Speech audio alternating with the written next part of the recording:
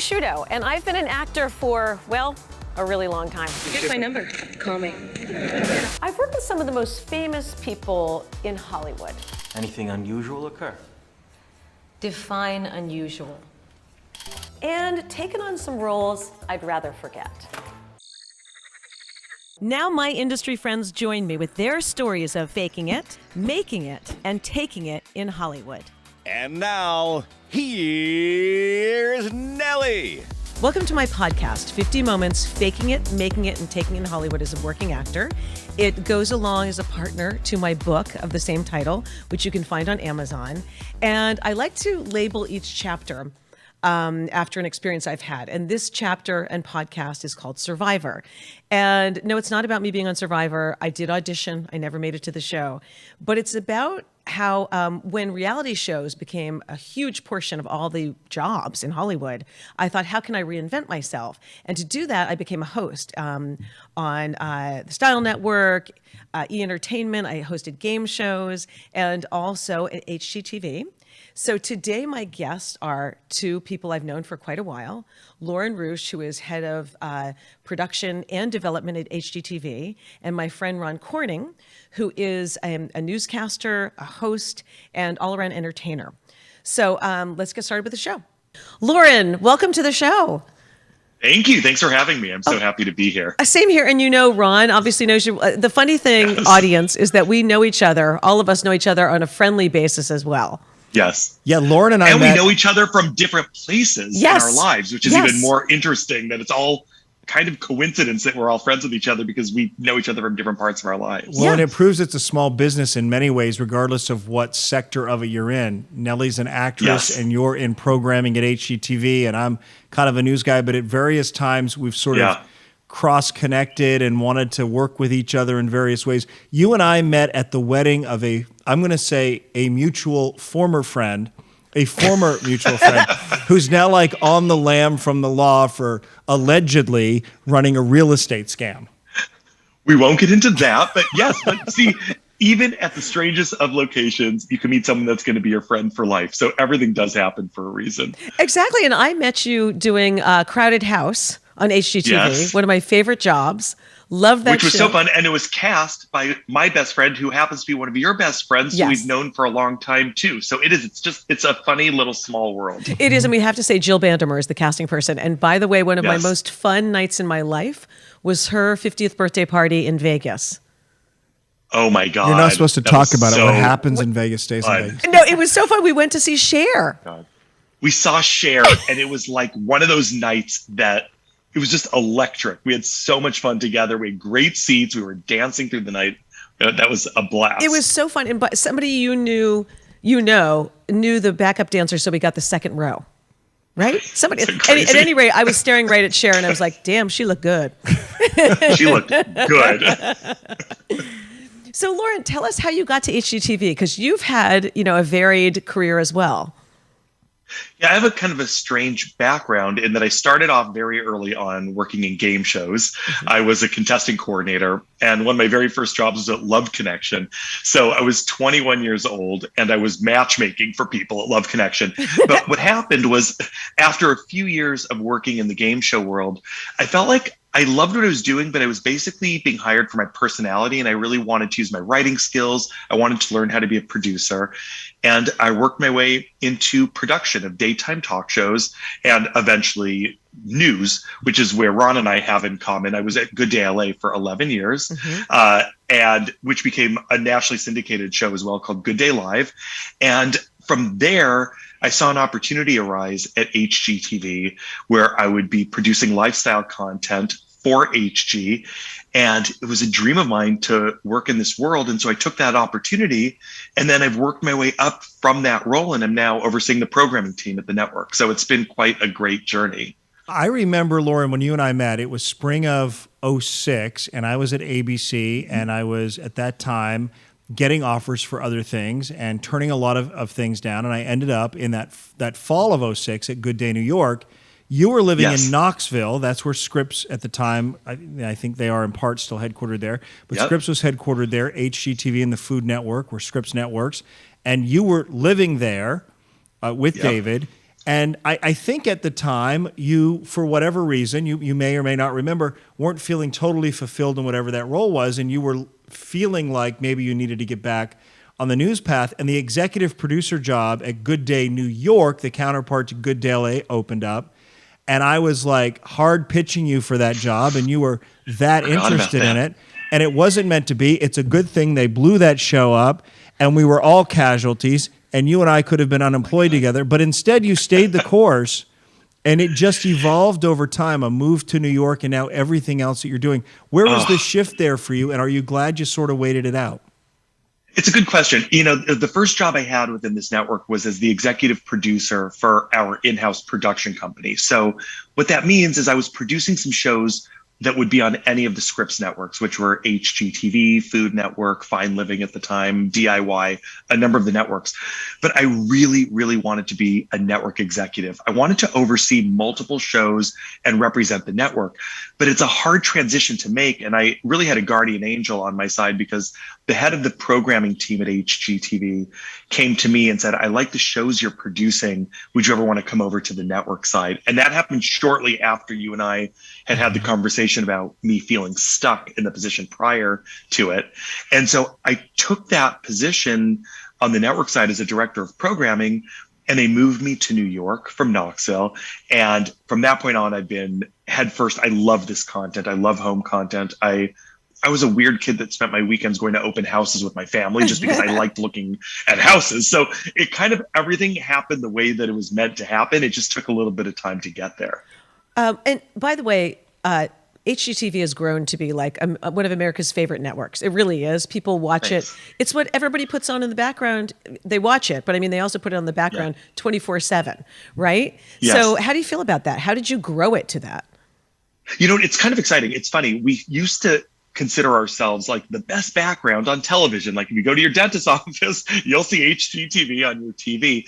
And a couple of years ago, we decided that we wanted to turn more into a lean-in network. And so we wanted to be a place where you wouldn't just turn it on and stumble upon something, but you would actually want to find shows that appealed to you. I think that where we had the opportunity that for me was the most personally fulfilling was we had bought the Brady Bunch house, and we created a very Brady renovation where we recreated the Brady Bunch house that was only used as an exterior facade to have the inside of that house match exactly what the studio set was and what the house would have looked like if it were in existence.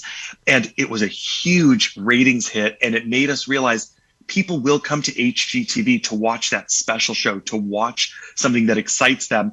And I feel like it made us really become part of the cultural zeitgeist as well. And it's been a really good lesson, because we have some of those shows that are easy to watch and a nice warm blanket, and then we have some of those shows that you cannot wait until they're on, and it's fun to be part of both of those types of productions. Rock the Block. By the way, Flipping Showdown. By the way, Peter Ney worked on that show, the Brady Bunch show. Peter Ney. Yes. Yeah, he's a good friend of mine too. Yeah, he's awesome. You know what's interesting about, and literally, I'm going to tell you something that I think speaks to the turning point with the Brady Bunch. So I had moved into a temporary apartment as we were buying a house, and we didn't have cable. We just had internet and streaming. Well, at the time, you couldn't watch an HGTV show unless you had cable.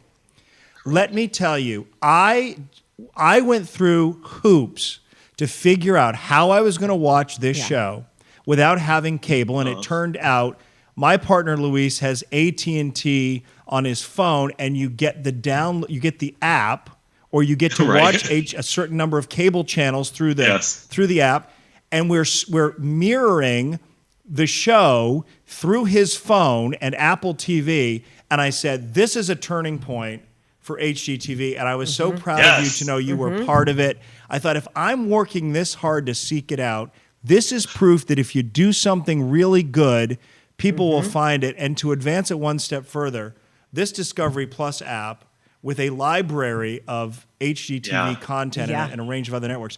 I mean, I am just, it's literally all we watch. I'm episode 6 into Tough Love with Hillary. Oh, thanks. I'm working on that show. I really like that show. It's fun because she what does she call herself? Mary Poppins without the spoonful of sugar. I'm short on sugar. I'm short on sugar. Very good invitation. So thank you, Ron. Thank you though for that dedication. We appreciate it, and it's so gratifying because, as you know, as people who work in television, Nellie, when you're on a set acting, you're not thinking of the millions of people watching. You're just doing what you do. It feels like you're in a very kind of intimate setting. Or Ron, when you're reporting, you feel like you are telling a story, but you're not really thinking of the people that are really watching it. And then when you walk through the airport and you hear someone talking about a show that you worked on, there is nothing more exciting or gratifying to think that this is actually reaching people. People are enjoying what you're producing or what you're putting out there. And it really is. It's really gratifying to me. Well, I'm sure it is. And you've had so much success, but I have to ask you, there's got to be an embarrassing story. And I'm going to ask Ron the same thing. In your past, some embarrassing meeting you had for, an audition for a job, not audition, but you know what I mean. You went in for an interview for a job, whatever, and somehow it flopped. Is there any crazy story you have to tell us?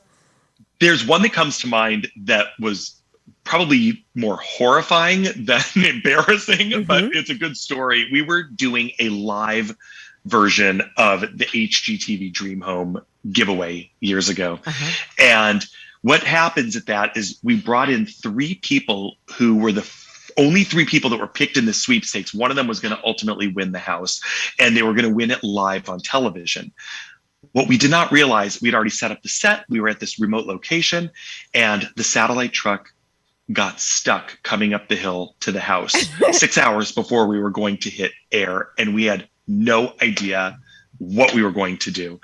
And it was horrifying. I mean, people were, in retrospect, laughing at me. I threw up on set. I mean, I was like a mess. I did not know what to do with myself there. And we eventually found that there was a local truck, a mini satellite truck that was doing local high school football games that made it up the hill, and by the grace of God, got the signal on the air in time for the show. But it made me realize just how fragile you are at any given moment, that you don't know if what you're going to work on could just go down like a house of cards. And it was horrifying, ultimately rewarding, slightly embarrassing with my own behavior, but something I'll never forget. It's like, it was like HGTV Home Giveaway meets The Exorcist as you're throwing Yes, up. exactly. And I'm sitting here thinking, we tell ourselves in moments like that, we're not curing cancer. Right. This is not neurosurgery. It's just entertainment. We're not saving but lives it feels here. like you're curing it when you're freaking out. Yes, but you do. It feels like your world is collapsing and everything you worked for will disappear in an instant if that live feed doesn't make the air. Exactly. I would have taken the satellite dish off of the truck and run it up the hill. That's what I would have done. That's what I mean. It was so nerve-wracking. I can't even begin to tell you. And you're sitting there thinking, like, to me, the thing I love about working in television is I love creating the shows, writing the shows. I'm a more creative person. The one thing I feel like I have no control over is the technology. I could barely get my own cell phone to work. Like, I'm not good at the technology side of things. And so when you see a satellite truck that's not working, I'm helpless in that situation, and you have no idea what you're going to do to get out of it. No, we've got Ben back here working for us, doing all the tech stuff. Thank God, because otherwise we all need a Ben in our lives. My ear thing into my ear. Like, I can't even explain.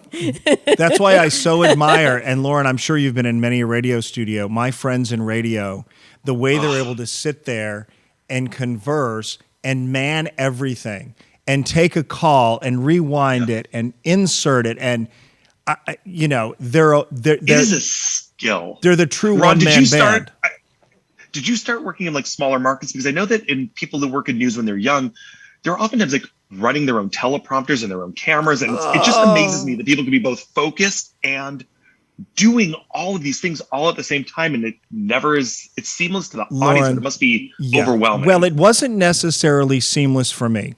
I started out, this feeds into, here's my embarrassing story. Yes. I was going to tell a different one, but now you've triggered a memory. I'm like, now this one tops it. Sorry. So my first week in Clarksburg, West Virginia, anchoring the weekends, I'd never anchored a full newscast before. The former anchor was moving to weekdays, and so I shadowed her, and she produced it for me. In other words, she picked the story, she wrote the script, she showed me how everything was done. I had to do everything from assigning the reporters their stories, there were 2 reporters on the weekend, to writing every script, editing every piece of videotape, going through. At that time, printers would just print off reams of stories, and you'd come in and have to rip and read and sort and mark them and what's going to make the newscast while listening to the scanner and assigning producers. But that first weekend, watching her and catching my breath and easing into the newscast, I got through the first newscast with kind of accolades. People were like, "You're really good your first time out." I'm like, "Thanks." The next week, I feel something coming. I'm all by myself, and it is like the walls are closing in, the clock is ticking. I remember looking at the clock, and it was like 10:30. And when I looked up again, it was 10:56. And I did not have makeup on. I hadn't put a tie on. I was still editing video, and they screamed over the loudspeaker, "Where are you, Ron Corning?" And I had all these tapes stacked up, big 3/4-inch tapes, and I hadn't marked them with numbers, just titles. And I dropped them going down the hall, and they were out of order. They were out of order. And when I got on the set, they kept rolling the wrong tape. And when they'd come to me on camera, I'd be looking at this camera. And then I'd switch and they'd take this one. So I was like this, and then I was like this. And I started sweating, and I had these big glasses, and they slid down. And when I pushed them up, I did this. Right as I was reading a story about the coal miner strike. And when the show was over, the general manager called me and said, "You gave the coal miners the finger. Do you have contact lenses?" And the sweat was dripping. And I was on literally like on a performance improvement plan, week 2. Oh my God. And you're like 23 years old and 21. 21. Oh my God. Straight out of Wheaton. 21. Well, straight out of Compton. Straight out of Wheaton. Wheaton. I had the T-shirt straight out of Wheaton. I have one to tell you guys. I've had so many embarrassing stories, and that's basically what my entire book is about. But one of my favorite ones is I met Sir Ben Kingsley when I was working on a movie with him. And, you're just so nervous working with people who are so huge. And I admire him so much. He is a sir, so you really admire him. And I walked up to him and I said, "Sir Ben Kingsley, it's so nice to meet you. I understand our children play together." And he goes, "Oh, that's interesting. My children are 35 and 36. And apparently my nanny had said the wrong person. Oh, no. My kid was like 5. His kid was 35. Well, Leslie Jordan comes to town quite a bit, and I've done some events with him. And years ago, he was telling a story just at dinner about how he had done this short-lived series back in the early 80s with Faye Dunaway. And, of course, she was a legend and a star. And it wasn't until he used to see her on Santa Monica in, like, Larrabee. You know where that is, Loren. There's the newsstand there and the Starbucks. He used to see her in that neighborhood. She lived there, and he would never dare say hi to her until he won an Emmy for Will and Grace, and he was emboldened. Like, I'm Leslie Jordan. I can say hi to her. So he went up to her and said, "Miss Dunaway, it's Leslie Jordan." That's my Leslie Jordan impression. It's a very good one. And I worked with you in 1981 on that FBI series, and I just wanted to say hi. And she looked at him and she said, "I've spent 30 years trying to forget my role in that series. I surely wouldn't remember yours." Oh my God. And he was like, he felt this big. In fact, he was that big. In fact, he is that big. But that was it. He was that is classic. He never, like, even though he is of even greater fame now since the pandemic, yes, he says he's so hesitant to walk up to any A-list movie star because he got rejected by Faye Dunaway. Isn't that interesting? I walked up to Leslie Jordan at Neiman Marcus in the Grove in LA because I texted you. I was like, "I think it's Leslie Jordan. Aren't you friends with him?" And you said, "Go up and say hi to him." He was so nice. Say you know me from Dallas. He was so nice. And he said, "Who?" So there you go. So there you go.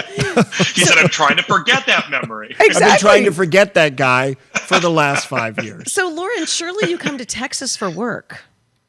It's funny. I am going to Texas in February for work, but it's going to be outside of the Houston area, not the Dallas. Well, bring your area. generator. I know. You never know. You could be without power. know. You try producing a show without power. Bring your satellite dish. Drive in a truck. Okay, drive in a truck from New York with your own satellite dish. So, is there anything coming up that you're excited about? No. Oh, there's so many shows that we're excited about. I'm working on a show right now. Do you know who Trixie Mattel is from RuPaul's Drag Race? Yes, I do. Yes. Trixie. There's a Trixie here on Irving Boulevard, but it's a different Trixie. Different Trixie. But he's opening the first ever drag queen motel in the country in Palm Springs. He bought an abandoned motel. That is the best and thing he's I've ever converting heard. it into a campy drag hotel. And the show has been so much fun to work on. It's going to be colorful and bright and sparkly and fun and full of celebrities that are visiting and participating. And so it's a very fun project. But we have so much in production now. We have about 100 shows or series that are in some level of either development or production. And so there's just stuff going on all over the country. You almost can't name a city or a state that we don't have some sort of show in production right now. And that leads me to a question about that, because when I watch Ben and Aaron Napier in Laurel, Mississippi, and when I watch Dave and Jenny Mars in Bentonville and Fayetteville. Oh my God, you really know. I'm telling you, I told you, I watch these shows. Yeah. And of course, Chip and Joanna Gaines in Waco. Yeah. Do you think HGTV, Discovery, HGTV, and all your programming is changing these small towns in America, that it's bringing people in to buy, like literally, I look at these shows it's and literally creating tourist destinations out of places that were unknown. I mean, I went to Laurel, Mississippi. Was that the intention? Was that the intention? The intention is no. In fact, people ask that a lot. The intention is for us to find shows that are dreamy and aspirational, but also attainable. And what happens is that when you find these wonderful people in these places where the housing is not expensive, where the homes are beautiful, and they're in an untouched or untapped area, it almost creates a dream that the viewer didn't even know existed. So you probably had never heard of Laurel, Mississippi, unless you're from that region, until you saw the show. And then you meet Ben and Aaron, and then suddenly you're like, I want to live a little bit of a life that they're living. And then next thing you know, I want to go visit the Mercantile. Then next thing you know, I want to buy a house there. Like before you know it, it actually is it turns into something, because what they offer is so dreamy and aspirational to begin with. No, I'm on the track to be the mayor of Laurel, Mississippi by probably next year sometime. I'll vote for you. Awesome. No, but Waco has changed completely because of Chip and Joanna. Like completely. Like I go there all the time for cross country meets with my son. It's a whole. People are dying to go there now. It's amazing. And they are just lightning in a bottle. I will never forget when we saw the very first audition tape for Chip and Jo back in the day in our development room, and thinking, the whole room just looked up and said, this is something special. Like we were so excited about them. You just knew it. It does not happen often when you see someone and you just know that they're meant to be special. And it really did happen with them. And it really put Waco on the map for a good reason. I think people had other associations, obviously, with Waco from the past, but it turned it into a place of like the silos and these beautiful homes and how could I find my own fixer-upper and all this stuff. And now it's one of the more traveled tourist destinations, and it's because of them. Because it was not before. Let's just say that. And, no. So it's very exciting what's going on at HGTV, and I'm so grateful to have you both on the show today. Thank you both for being here. You're two of the most Renaissance man people I know. So appreciate it, and thanks for joining us. Thank you so much. Bye, Loren. That's been another episode of 50 Moments, Faking It, Making It, and Taking It to Hollywood as a Working Actor, and I'll catch you next time. For information on my book, check out nelliesblog.com, and I'm on all social media platforms. Just search for Nellie Sciutto.